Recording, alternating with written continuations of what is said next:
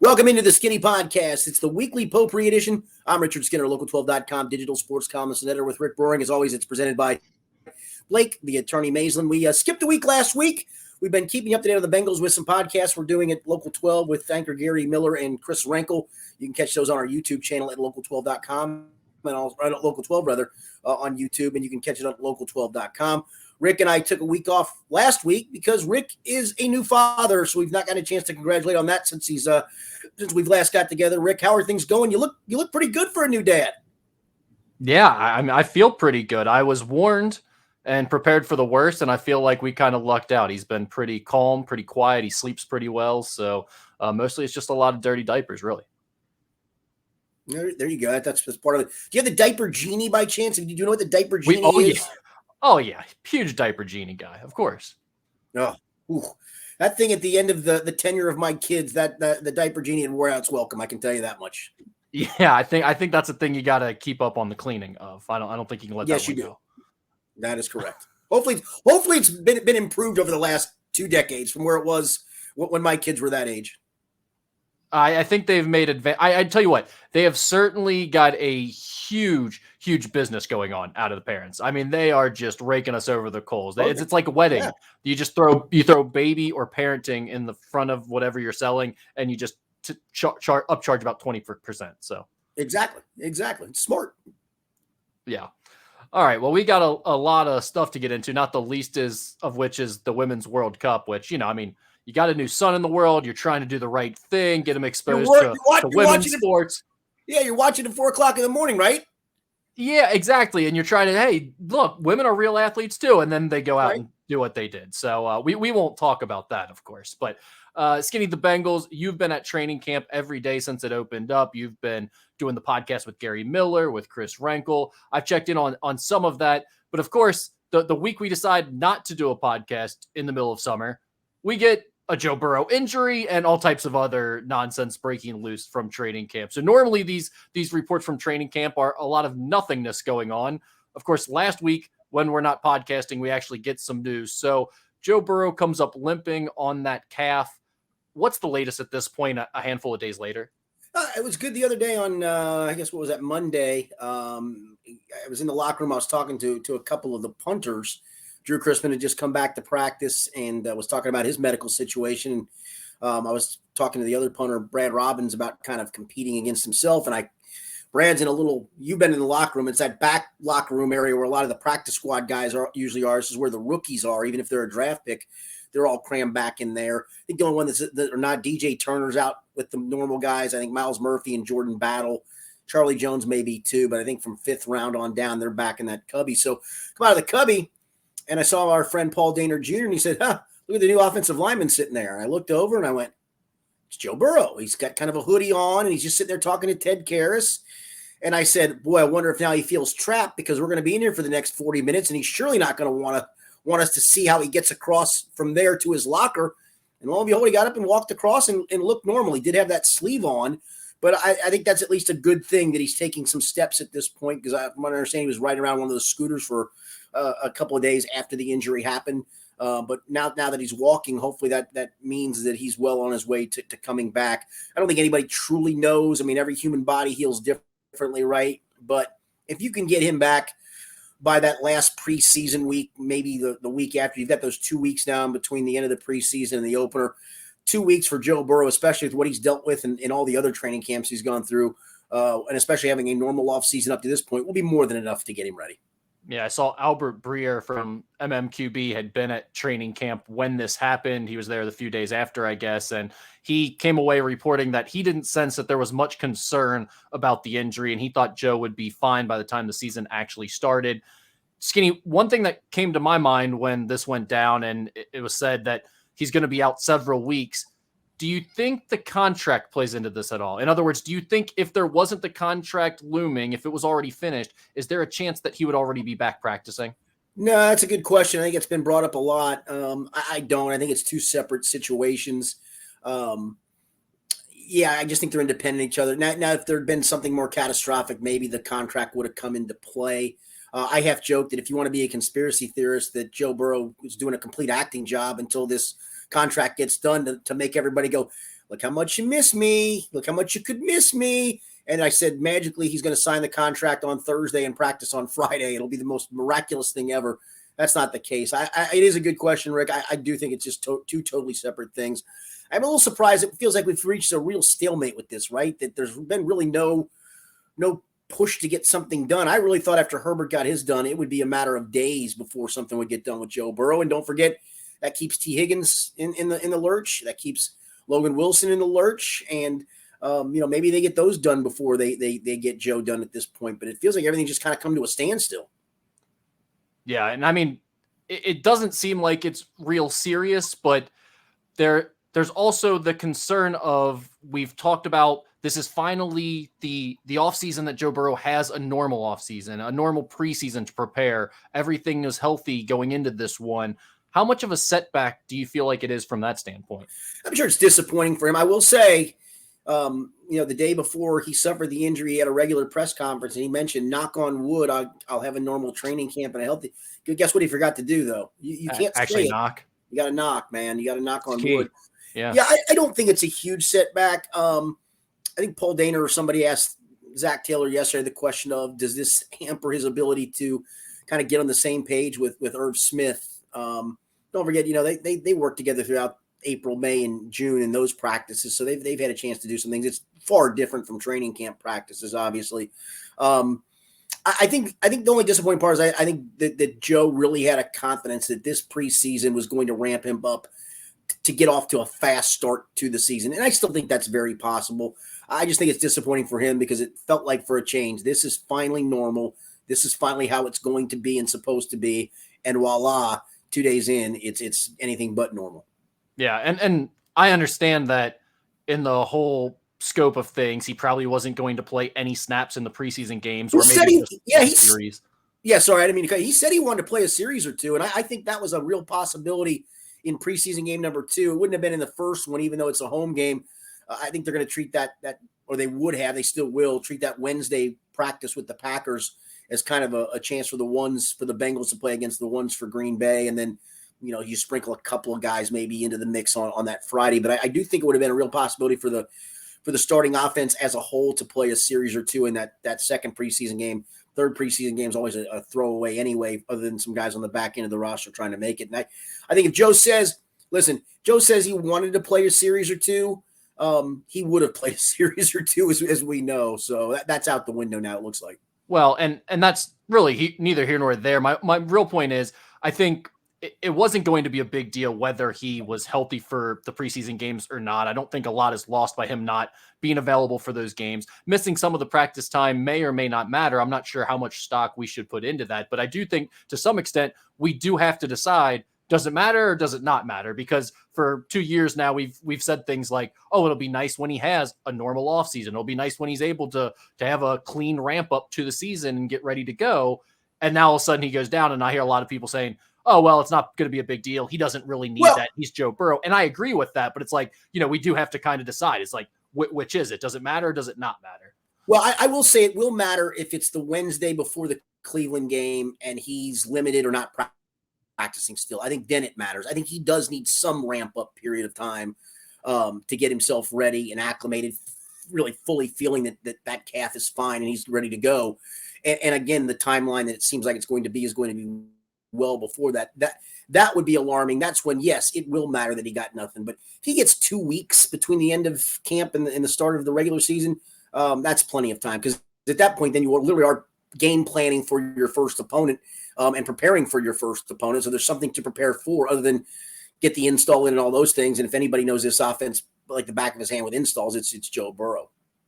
Yeah, and I also think there is definitely a difference between a major knee surgery that you're coming back from, clearly, right, or last year even going through the appendicitis and having an appendectomy and all of that right before the season, and you lost a bunch of weight. There's a lot more that went into recovering from those things than might with a calf strain, if that's what he's dealing with. So, Skinny, since we are on the topic of Joe Burrow and the quarterback situation at training camp, what do the backup options look like without him being in there?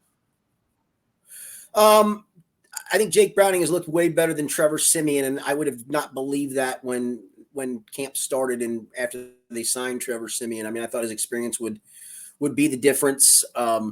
Jake Browning's gotten a chance to rep with the ones the last couple of days. I think he's looked pretty good. I'm not here to tell you he's looked great, but I think he's looked pretty good. I've actually got a story going up tomorrow on local12.com, kind of the process that he's been through, where this is a guy that spent 4 years on practice squads, has never taken a snap in a regular season game. But the value that he's provided to Joe Burrow on game days, to the other offensive players, to, the respect the players have for him for kind of still trying to gut this out and make a roster and make a run at it. And talking to Dan Pitcher, he said, you look at this guy and he thinks he's starting to play on time a little bit better. And that's a big step. And it probably comes with more and more reps. So I think right now, if he had to do it today, I think Jake Browning probably has a leg up on Trevor Siemian. And I would have never believed that. I thought this was almost so cut and dried. It was easy.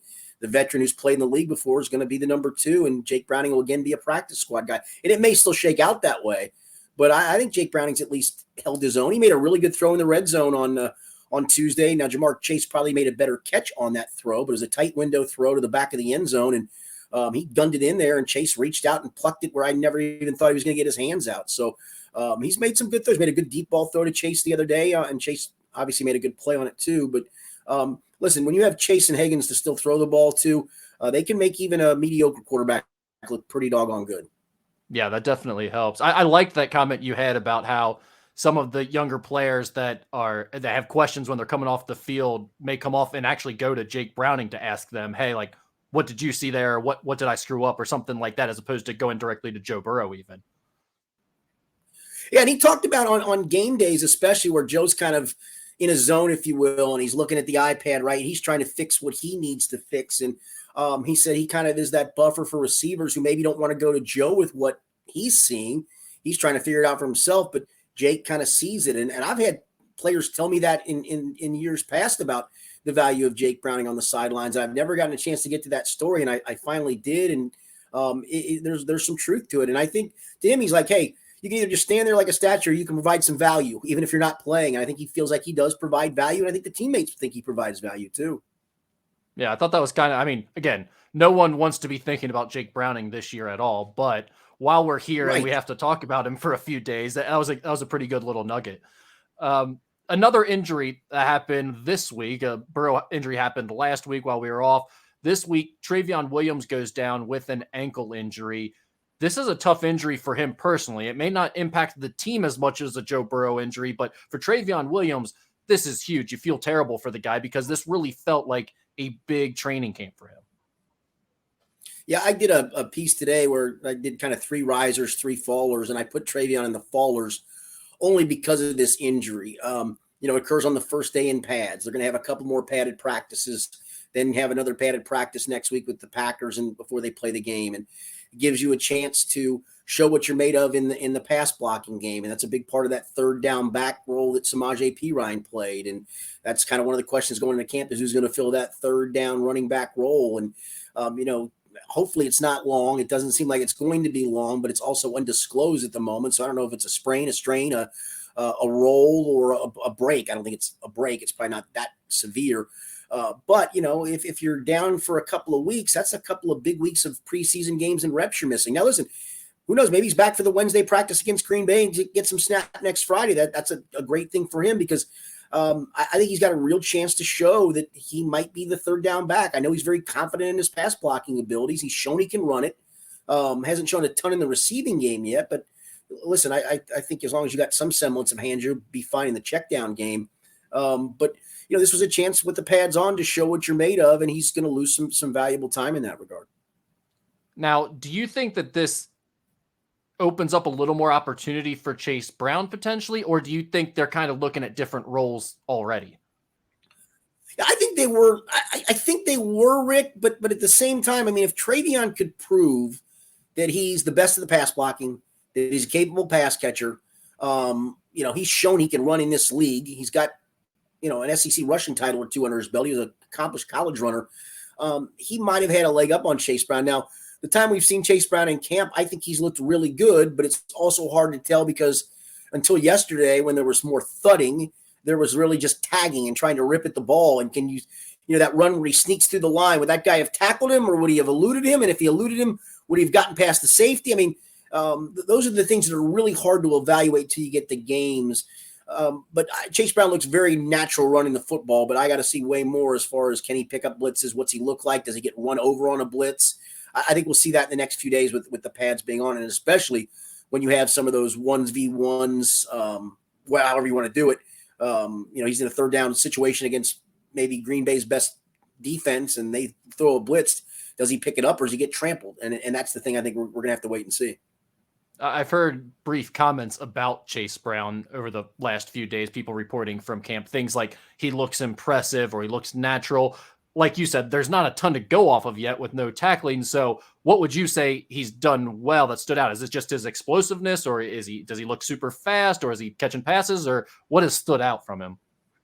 Yeah, it just feels like he's got a natural feel for where he's supposed to go to hit the hole. I think that's the big difference from Chris Evans, that the coaching staff gets frustrated where Chris likes to bounce it a lot of times. I think Chase, in fact, I wish I could remember which coach even praised that Chase had a run before they put the pads on, kind of slithered his way through. It might have been Frank Pollock. It was only like for what would have been a 2 or 3 yard gain, but he made the comment of, hey, nice job, Chase, way to follow your tracks. And I think that's the thing that coaches want to see. Is he naturally going where he's supposed to go? And then it's up to him at that point when the tackling comes on. Can he break that tackle? I will say he's one of those guys. We kind of joked that he's the next Rex Burkhead. He's the guy that does like to, once he gets through the line, finish the runoff by taking it all the way to the end zone. And at least he finishes those runs. I don't think he's super fast, but he's fast enough. I don't think he's super explosive, but he's explosive enough. I would trust him to carry the ball 8 to 10 times in a game. I don't know if I can trust him as a pass blocker yet. We have to see. Skinny, who else has stood out from training camp? That's always one of the most fun parts of these early days, where it feels like there's endless opportunity and probably not a lot of what's going on really matters when it's all said and done with. But these first few weeks, there's not a lot else to talk about. So who have been some of the standout names early that have made a little splash? Yeah, the young corners are what we've all, I think, written about and talked about, from DJ Turner to DJ Ivey, the 7th round pick, to Cam Taylor-Britt, who's had to go up against Jamar Chase. And Jamar's won his share of battles, but there was a good one the other day on a deep out route where Cam was all over him and then ripped the ball away from him for an incompletion when Jamar looked like he was going to strong arm it away from him. They've had some really good battles. Again, Jamar's won his share and he's going to win his share. But with Chidobe Awuzie out, it's given a chance for Sidney Jones, who's come over to play some with the ones, DJ Turner to play some with the ones.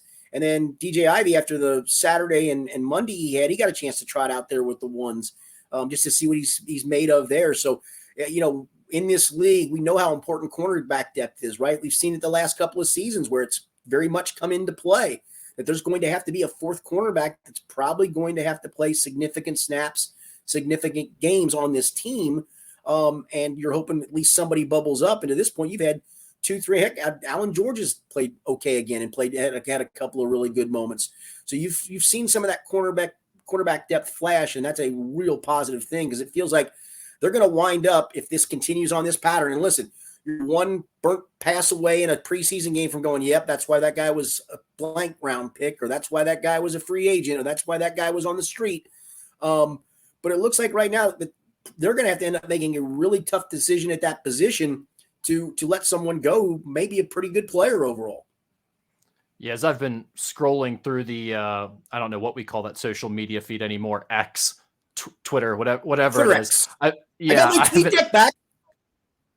Mine's in and out. I got to be honest. It's like halfway working some of the time, but it's still not all there, but it is kind of there. But that's neither here nor there. As I'm scrolling through these, I'm looking at some Bengals updates, and I'm seeing it feels like almost every single day of camp, there's been at least one video that comes out of one of the defensive backs making a jaw-dropping play, or at least a play that's like, geez, oh Pete, that's going to go viral. Like you said, I mean, they have really been the story of camp, it feels like, early on. Yeah, it's pass breakups. It's Saturday. It was a bunch of interceptions. Cam Taylor-Britt had what might have been a pick 6. I think Ivey had an interception, almost had a second. DJ Turner, I believe, had one. I mean, they were all over the place on Saturday in the event at Paycor Stadium, and then it's almost every practice they're doing something. So it's been a real positive sign for sure. And a lot of this came actually before they could get their hands on receivers. They can't get their hands on them until they get in pads. So, you're not even able to reroute them. You're giving Jamar Chase a free run off the line of scrimmage. That's not fun to cover. No. Thankfully, Jake Browning's throwing the ball and not Joe Burrow. Yeah, well, there's that. Skinny, who else? Give us an offensive name. Anybody on offense that has stood out over the first few days? Not really stood out. I think Charlie Jones has been what you'd hoped. He's catching everything. Well, I will say I shouldn't say that because I had two guys that actually I put in the risers, and it's funny that I put them in the risers because technically you know who they are already, and it's Jamar Chase and T. Higgins. They've been ridiculously good. Higgins has had to make some catches where he's had to contort his body on some balls thrown behind him, and he doesn't seem afraid. And he's doing all this again with the backdrop of no contract extension, right? Where he could frankly half-ass it if he so desired, and he's not doing that. He's going all out and making some really big plays. Jamar Chase looks as good as ever, if not better than ever, as he continues to evolve in year 3. So those two guys especially to me have really stood out. Well, one other bit of news that came up over the last week from the Bengals side of things was Trey Hendrickson. He signed a 1-year contract extension last week that'll keep him in Cincinnati through the 2025 season. He got a $5 million raise for the upcoming season and $16 million in 2025. His $15 million salary in 2024 remained unchanged. Skinny, take us through this contract extension for Trey Hendrickson, because this was not only about giving him some more money and extending him for a year, but also giving him a little bit more flexibility up front in terms of salary cap, right? Yeah, and that's the thing. I mean, what it does is it allows you to prorate the bonus out a little bit further another year, which is always free. It frees up some salary cap space in 24 and 25. I doubted going into this year that he'd see the 24 year of the contract. It seems like that's probably more of a given that he will. I don't see how he sees 25. I just don't. That's why the big number's on the back end of that. But good for him. And that's where, you see these extensions a lot of times and it's like, oh, they love that guy. They want him here for another year. In a perfect world, yes. But in a salary cap world, it's hard. A lot of these times it's, hey, we're going to give you a little bit more money now and it's going to look really good on the back end. And chances are you're never going to see that back end money. I mean, that's just the way it goes. But hey, if you're a player, what do you want? You want as much money as you can get right now. And if you see that, whatever you're down the road, good for you. But at the stage he's at in his career, the stage they're at with all the guys they're going to have to pay and are trying to pay, this was more to kind of free up some space and machinations. But at the same time, giving him some money on the front end to make it work. I don't see him seeing the third year of the final. I don't see him seeing that extended year. Part of me still isn't so sure I see the 24 year, but you probably do at this point. It probably at least locks him in for that. Yeah, I mean, he's playing pretty well. He's definitely been a tremendous addition. When they went out and got him, a lot of people talked about that, and there were opinions on either side of how that would go for them. That's turned out to be a great decision. Yeah, it'll be exciting if, whatever Lou Anarumo does, and we've talked about this with his pass rush group, if they can get some rush up the middle, how many more sacks is he able to finish, right? Where he's getting around the edge last year and guys are just stepping up in the pocket and it can be very frustrating. You're getting some pressures on, but you can't finish it off because guys stepping up around you. Well, if this year he's stepping up into Miles Murphy or into Joseph Osai, if he's playing inside, or Sam Hubbard, that's a whole different ball game where there's no chance to escape, and maybe it increases Trey's numbers. But he's been a great player against the runs, very good pass rusher. He's exactly what you hoped he would evolve into, because it does give you an side of the ball. And now you're trying to figure out, is Osai the guy on the other side of the ball as an elite rusher? Is it Miles Murphy? If push came to shove, you leave Sam Hubbard there on third downs pass situations. He's probably he's obviously a much rusher, but right, when you feel like you got one side shut down, you can figure out stuff on the other side. It's kind of like that on defensive end. You got one edge guy who's dynamic. It might free up the other guy for one-on-one opportunities, and that guy's got to pan out, whether it's Osai. All right, let's switch gears here to the Reds. They are 59-50, first place in the NL Central, a half game ahead of the Brewers as we record this here on Wednesday evening. Actually, as we record this, they're now a game up because Milwaukee lost this afternoon. Oh, they already played. All right, well, that's dad brain for you. So the Reds are a full game up on the Brewers as we record this on Wednesday evening. Skinny, the trade deadline came and went on Tuesday. The Reds didn't do a whole lot. They made one deal ahead of the deadline, sending right-hander minor league pitcher Joe Boyle to the Athletics for left-handed reliever Sam Moll. Boyle was the number 28 prospect in the Reds organization. Moll has a 4.54 ERA and a 1.41 WHIP this season for the A's. What did you think of the Reds' action or lack thereof at the deadline?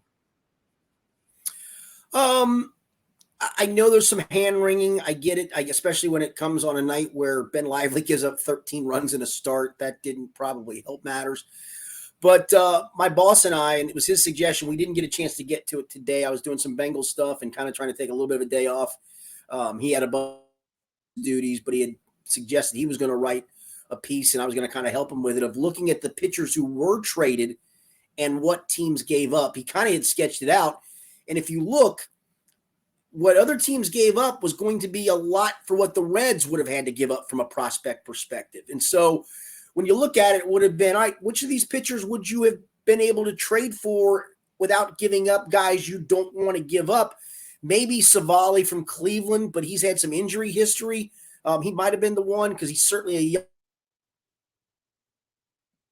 really good, but he's also had injuries throughout his career. And so you're rolling the dice there. That would have been a controllable possibility. And the prospect that was given up, you probably would have given up that number or that level of prospect. But that's what I would ask anybody. When you look at all these trades, they don't want to give up what they've tried to build. And so if you're thinking along those lines, then I understand why they kind of stood pat. Do you? Absolutely. And we've talked about this multiple times. I think basically what we saw here over the last week is Nick Kroll and the Reds front office agree with what we've laid out over the last few weeks, which is they're ahead of schedule right now with the rebuild already. The group of players that they have been good enough to get them to this point, despite having all types of injury issues when it comes to the starting pitching. So it's almost like you, and I know fans hate hearing it, and I don't like, a lot of times front offices, GMs like to hide behind this line, but it's almost like we're getting free agents with our injured guys that we're getting back. But in this case for the Reds, it really is almost true. And the reason I'm willing to buy into that thinking is because there is no point in giving up prospects this year for this group. Again, they came into this year expecting to basically be cutting payroll and setting themselves up for a run over the next few seasons. It just so happened that it came out way ahead of schedule. These young guys came up and they are awesome and they were ready to do the job right away. And that's great and well. And I understand sometimes the year chooses you and all that, but I don't think anyone realistically thinks that this is a World Series team. And I don't think adding one more starting pitcher would have changed that. So getting rid of one of your, what could be cornerstone prospects down the line in exchange for a 1-year rental or a 1.5-year rental on a top of the line pitcher. And really, there weren't many top of the line pitchers that exchanged teams here at the trade deadline. It was more like number 2s and 3 types of guys you're hoping if all things go right. And the asking prices were way too high. So I think what we saw is that Nick Kroll agreed with us. I think his quote that our goal is sustainability is exactly what I wanted to hear from a fan's perspective. I want them to be making deals that made sense for the next 2 to 3 to 4 seasons, not for this year. Agreed. The other part to this is they are, they were 21-29 when they kind of bottomed out this year. They're 38-21 since, with primarily this group of players. There's been some added since. De La Cruz wasn't at the front end of that. Andrew Abbott wasn't at the front end of that, but they've been part of this 38-21 stretch. Do I think this team, right as it stands right now, is going to play that clip of baseball for the last part of this season with 53 games to go? No. But is it reasonable to say with 53 games that this team is capable of winning 27 to 30 games, maybe a little more if you get a little lucky and you get Hunter Green back for a longer period of time? I think it very much is, because it's winning at this clip with this pitching staff as it is. It's still a very good lineup top to bottom. It's had its hiccups a little bit here of late, but it's still a very good line. Again, I'm not asking for 38-21, Rick. 27-26 gets you 86 and 76. Is 86 wins enough to win this division? Probably. If I were to tell you they win 30 more games, go 30-23, 89 wins, that's going to win you this division. So, you do get Hunter Green back at some point, hopefully again sooner rather than later. It's probably going to be another 2 or 3 weeks, and I understand that's still probably 10 to 15 games that you're not going to have him, which really then only actually amounts to 3 starts. Can Ben Lively give me 2 positive starts to every 1 13-run start? I think he's proven he can. Maybe not. Maybe Tuesday night was the absolute bottoming out process for him of This is why Ben Lively is Ben Lively, right? But then on the flip side, Luke Weaver comes off his best start on Saturday. Is that a chance for him to have a 3 or 4 start stretch of good starts? Williamson's pitched great. Abbott has had one or two hiccups, but has been very, very good. I mean, you've shown you can win with these guys. And so I'm not doing anything short term when I still can win this division, make the playoffs. And then when you're in the playoffs, anything can happen. Just for some short-term fix that might not even be a fix. Right. And by the way, we talked about this a month ago when he had his struggles. Graham Ashcraft is fine. That dude still has a chance to be a really good pitcher in the major leagues. He had that long stretch of, 8 to 10 games where he really struggled, but he has bounced back and he looks exactly like the guy we thought he might be coming into the season. So the jury's still out on him, but the people that were thinking, oh, he might not be a major league quality pitcher after a rough stretch of games, I think have been proven wrong, at least so far. Skinny, this whole situation. If you can tell me on August, I'm just looking at my date, August 17th, that's 15 days. That's hopefully Hunter Green territory. I may be optimistic. If you can tell me on August 17th, I'm going to get a rotation at the end of the year of Hunter Green, Graham Ashcraft, Andrew Abbott, Williamson, and pick your number 5 guy, and those guys pitch to their capability. I mean, you could argue Graham Ashcraft's pitching over it at the moment, but it's now a 6-start stretch where his ERA is under 2. That's a nice sample size. If you can tell me these guys pitch to their capability, not above their capability, but those guys pitch to their capability, you're going to be just fine. Yeah. And when I look at this whole thing, Skinny, one thing that I learned getting into the college basketball world where, you're getting closer and closer, like where you're in practices all the time, and then you're friends with coaches and you're getting some information there and you're learning more about what's going on. The thing you start to realize is you know less than you ever realized. The more you know, the more you realize how much you don't know and how much farther ahead these guys are than you thinking about it. So I love when fans will look at these situations and be like, well, why didn't they trade Jonathan India for a pitcher?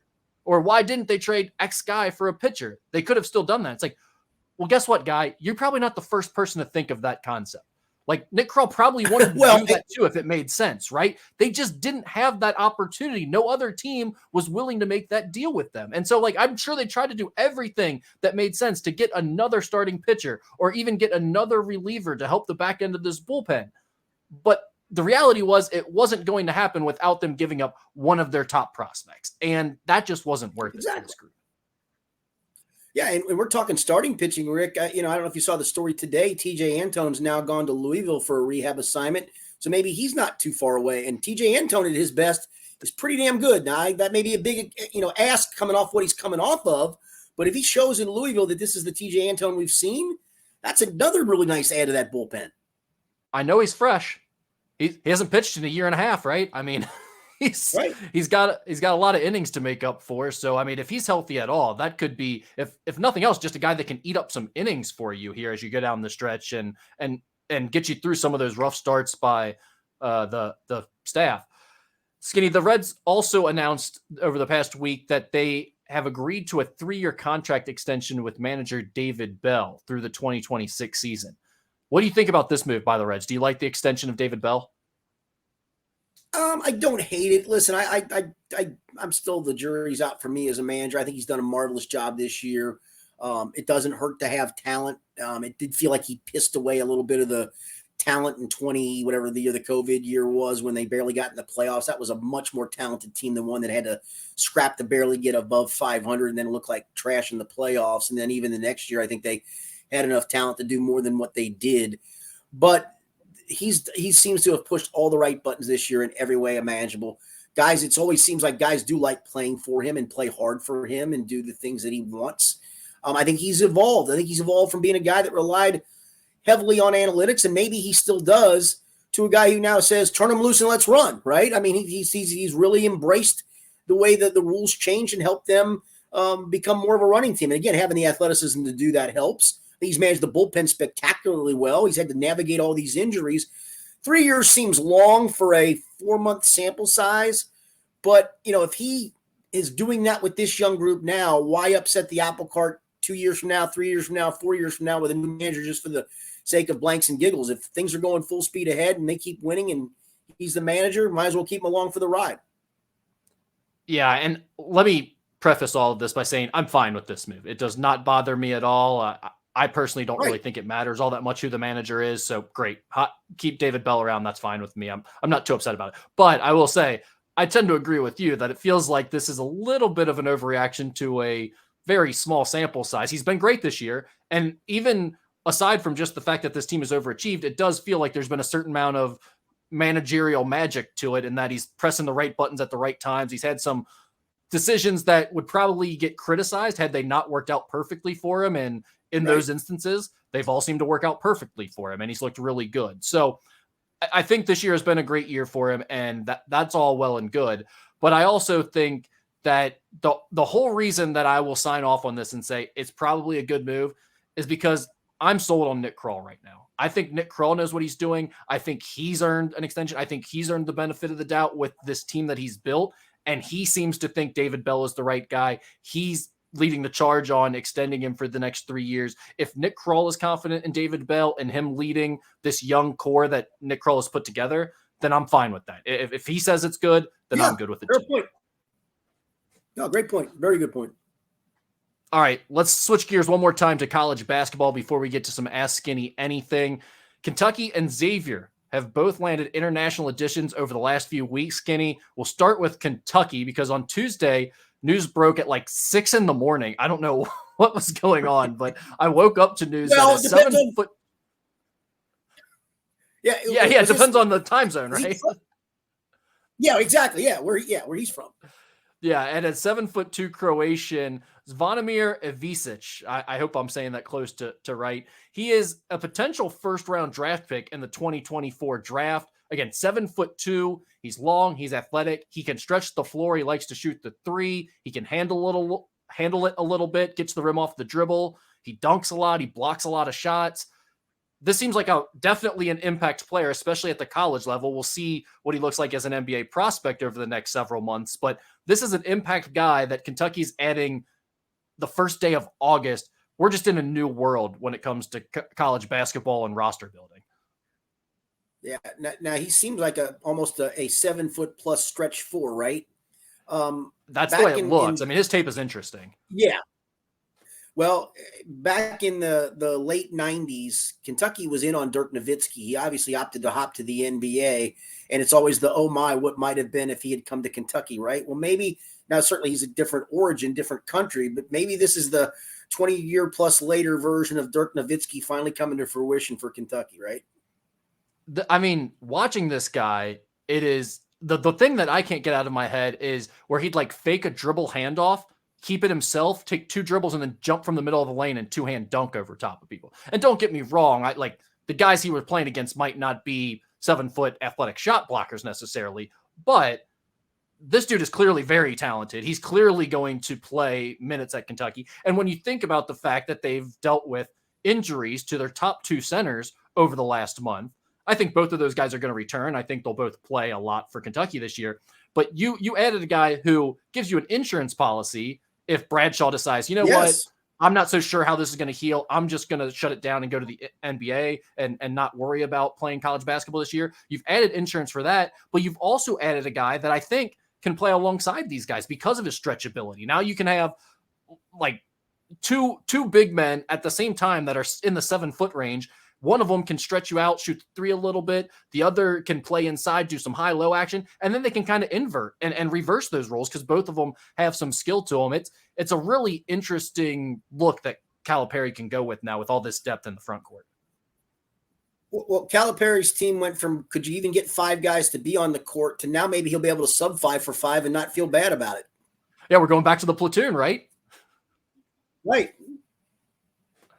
I mean, this has been one of the weirdest off seasons I can ever remember. The conversation has been constant around this UK team, and somehow we've ended up with this. I can't wait for the college basketball season to actually start so we can get a look at this UK team all together. Because the other thing you have to think about here, Skinny, is they all looked so good together. And granted, some of the bigs were injured, but they looked so well. They played so well with that 5-out style where they're getting up and down, shooting a lot of threes, playing small ball lineups. Now it's like if all these guys are healthy and able to play, you have 3 or 4 big men that you got to get in there. Now it helps that they are skilled too, and they can help you stretch the floor a little bit to some extent, but I'm interested to see how that all works out in terms of how good they looked when they were playing those small ball lineups versus now all of a sudden you got all these big guys. If they're all healthy, how do you work that out together? But it is big guys that can play out on the floor too. And so you can still kind of play that style and then have that rim protection because of the size on top of it on the other end of the floor. Yeah, true. And then Xavier, I mentioned they also added an international player. They added last week a 6'7" forward, Gytis Nemeikša out of Lithuania. He is an interesting case because he is actually a transfer in the sense that the NCAA said, yeah, he went to a university over in Lithuania already, but they are accepting him as a transfer. So he might only have a year of eligibility left at Xavier. This may be his only season. They're hoping they might be able to get him more than that. But this isn't like a guy who just completed high school who's coming over for his university experience in America like most international players are. This is a guy who actually is transferring from a Lithuanian university. So his clock has already started in terms of eligibility, but he's another guy that 6'7", he's fairly athletic in terms of he dunks and blocks shots a lot, but he's also a stretch guy, your typical overseas player that has some feel, passes the ball, comes off screens and shoots it. Especially with the news about Jerome Hunter, Skinny, this would again feel like an insurance policy that Xavier definitely needs in that forward spot. Yeah, and that's the big part of it too, is the insurance policy, and then added depth if in a perfect world it works itself out. Rick, I know there's a narrative out there, and an understandable one for college coaches, that this calendar is getting really crowded from a work perspective. And I'm not here to tell you we need to feel sorry for guys making the money they're making, but there's also the pressure of it, the calendar of it. You need some downtime. Do you expect? I know there's been some conversation about trying to fix the recruiting calendar, maybe fix the portal of when it opens, when it closes, all those things. Something has to give. I know you've talked to probably coaches around this and at least maybe ops guys as well. This has gotten to be a lot for college coaches at the moment because it feels like it's been nonstop and it's still nonstop. I saw Mike Woodson the other day talking about they're still looking at guys in the portal. Well, and that's the thing, Skinny. The problem is you're asking the NCAA or whoever to save these guys from themselves. The issue is not that, the rules are forcing them to do this. The issue is that they can't stop. They get into summer workouts now in June and July. They see their roster and they're going, you know what? Don't love our front court, or man, we could really use some more shooting. And now they're overseas looking for international additions at the end of July or into August. It's no one's fault but their own that they're spending more time than ever recruiting. They could very much say, we're done when the transfer portal ends and our freshman recruits are our freshman recruits and we're moving on with it. But they're not willing to accept that. They just want to force it. And it's like, hey, we don't have enough guys over here in America. Let's hit the international route. Let's go to JUCOs. Like, they keep finding new avenues to keep recruiting and keeping the season going, so to speak. So I don't know what the right solution is. I guess you can restrict them and say you're not allowed to add players after a certain date. Right. But then you're kind of potentially screwing kids or even foreign players out of the opportunity to play college basketball. So I don't know. I don't know what the right answer there is. I guess in theory, the close dime is when the semester starts. I mean, you can always add a guy who could be eligible in January, or when the December semester ends, you can add that guy for the second half of the year. But maybe that's it. I mean, it's been crazy. It feels like there is some college basketball nugget of some kind recruiting wise every single day. It is. And I've learned my lesson now. I think I just made the mistake 2 weeks ago a week ago when Xavier landed Gytis Nemeikša, where I said this should finalize Xavier's roster. I go, you know what? That's not the case anymore. You don't know, because yes, he is their 13th scholarship player technically, which you only get 13. But now you look around, I mean, coaches are just bringing in walk-ons and saying, we'll give you an NIL deal that's more than the scholarship money that you would have earned. And they're signing on 14 or 15 players now. So I don't think anything is off the table when it comes to creating college basketball rosters anymore. And there really does seem to be no end to when the roster is finalized. All right, let's get into some Ask Skinny Anything. Skinny, we've got just a couple to get to here. We'll start with a semi-sports related question. It says, in light of the Reds getting their face kicked in on Tuesday, what's the worst, biggest blowout you've ever attended in person? Worst/biggest blowout. Sorry. It doesn't matter what sport. It doesn't matter what sport. Yeah. I'll go Bengals 61, Oilers 7. Back in, what was that, 89 or 90. My dad and I stayed for the whole game. And the best part of that, it's certainly one of the great stories in Bengals history. Sam Weiss absolutely hated Jerry Glanville. And after the game, he noted why he ran the score up the way he did. They onside kicked up 45-0. They were going for it on 4th down in the 4th quarter. And then to add the insult to insults, he trots Jim Breach out there to kick a chip shot field goal with 21 seconds left to get it over 60-61. And then you know how coaches today shake hands. That wasn't really a thing back then. Some coaches would. It wasn't like an every game thing. It wasn't going to be here. Sam just ran off the field and just did a little like this to Jerry Glanville, like bye-bye. And then if you want to go to the Googleverse, people, go read what Sam Weiss said about Jerry Glanville after that game. But, yeah, that was one where we stayed just because it felt like – I even told my dad at the time, and I was – gosh, how old was I? I was in my early 20s. I just had started in the workforce. I was not covering the Bengals at that point.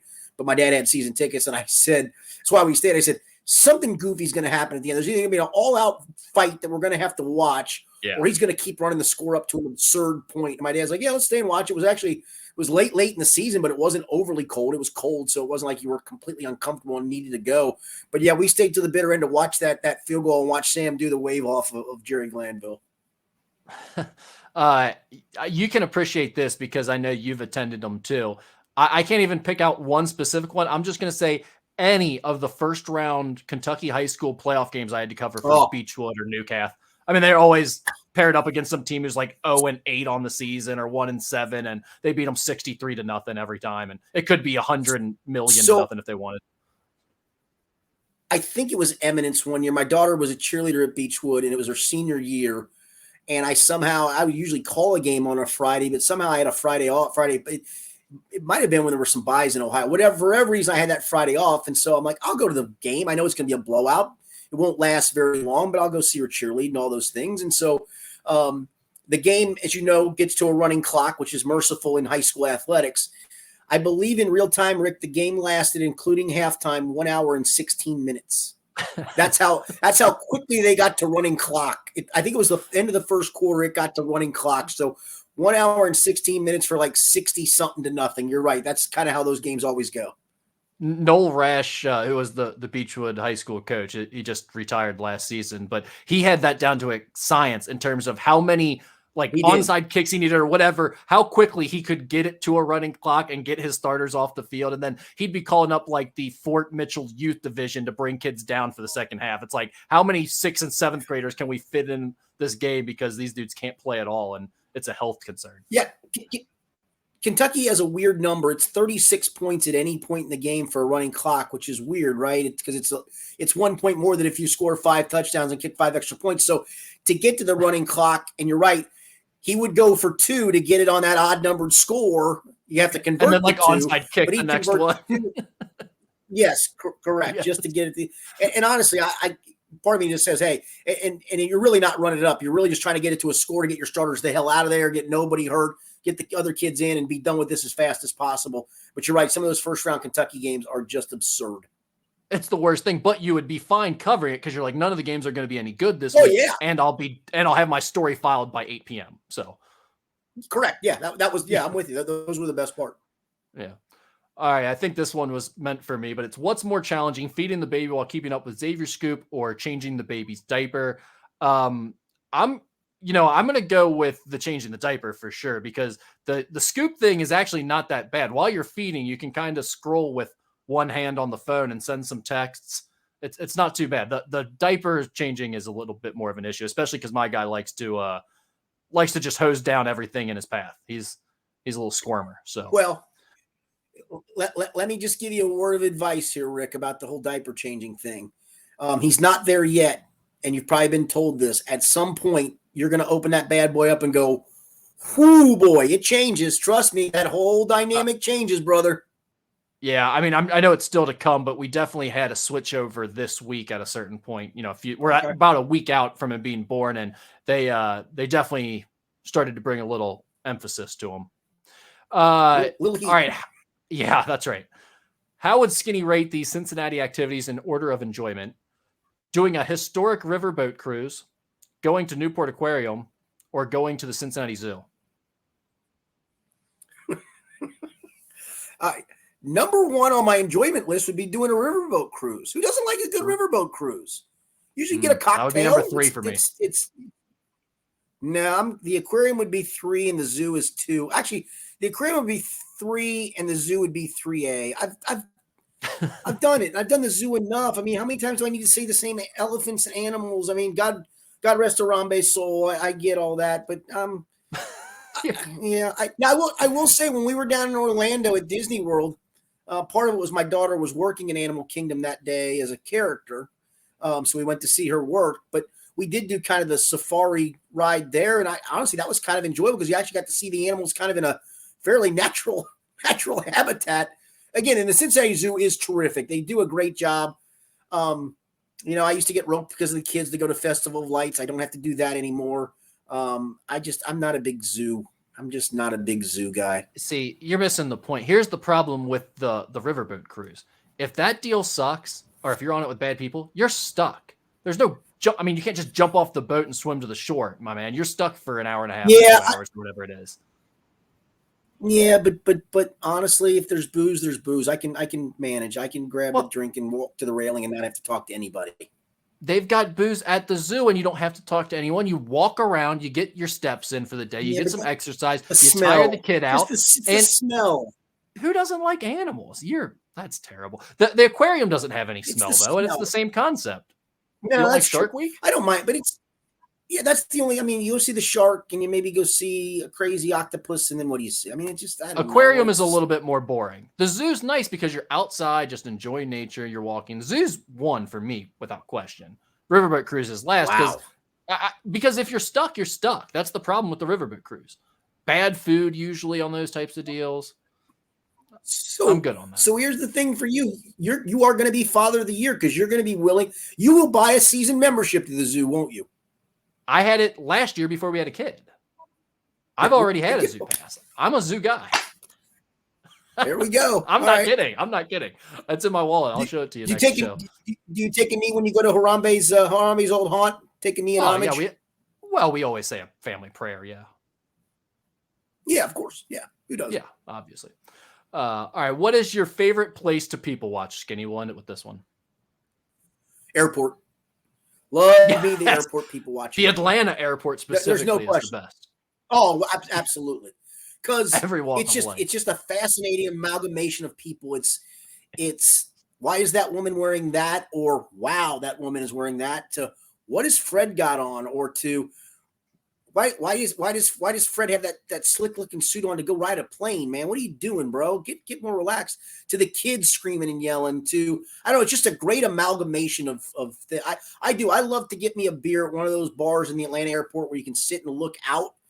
It's better than watching whatever's on the TV. It's so much more fun to just watch the people go. And then you're wondering about where are they going? Why are they going? You can tell the people on vacation, the poor business guy, the haggard person's probably going for a funeral. I mean, it is fascinating watching people in the airport. And that's the best part right there is making up the story for what's going on, why they look the way they do, why they're dressed. Or like you see the old man with the younger girl and you're like, uh-oh, what's that all about? You know, you start coming up with stories for him. Is that dad or is that it's sugar dad? Yeah, exactly. Yeah. So I like 2 things I really like about people watching at the airport. One is the sports apparel. Like everyone likes to wear their favorite team when they're going through the airport to represent. So I always you'll see just some random stuff in weird cities occasionally with that. I always like that. And then I always like the person who will be like clearly with their family or like a guy who's with their kids and he'll have just a very vulgar shirt on, something that's like very sexual. It's like about 69 or whatever. And he's just like there with his family taking them on vacation. I always appreciate that guy too. He's a huge winner in my book. Can I give you one more place though, aside from the airport that I find to be a nice little mini escape? My UDF has got if you get a local gas station, there's some great people watching there. Like we even have a manager at this UDF.